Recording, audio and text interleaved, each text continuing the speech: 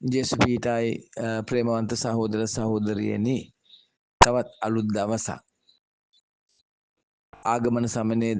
ආගමන සමය දෙවන ඉරුදින ස්වාමීන් වහන්සේ අද දවසත් අපිට කතා කරන හරි අපුරු දෙයකින් ඒ තමයි ස්නාවක ජාමතුමා පාලු කරේ මොරගහ කියන හඬ උන්වහන්සේ දේශනා කරන ප්‍රේමවන්තයනි පසුතැවේ සිත හරව ගන්න කියලා.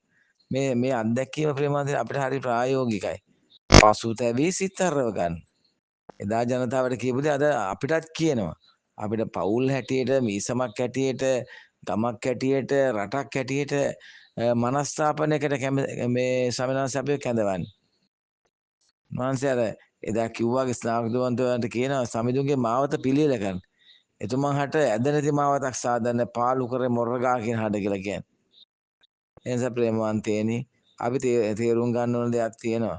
ඒ වචනේ තේරුම් බෞද්ධය කියන්නේ අපි පාපුච්චාරණය නැත්තම් මේ දුක් මනස්ථාපනය අති වැදගත් කියන එක.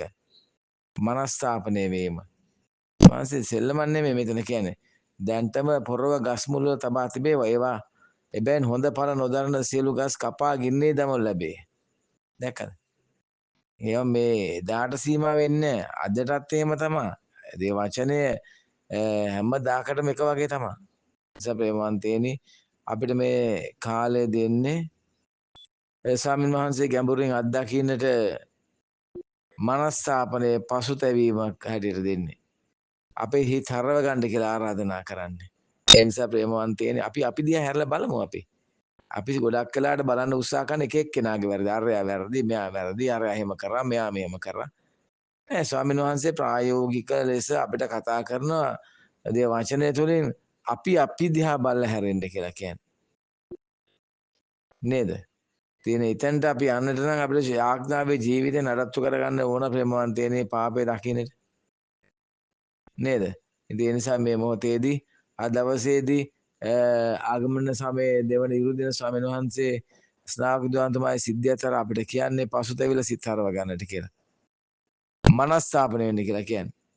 ඒක අපි දැනුවත්ව කරන්න ඕන දැන් අපි පාපය ගැන හොඳ අවබෝධයක් ඇති කරගත්තනේ දසපනත එක ගලපගෙන මුල් ලබන පව එක ගලපගෙන නේද?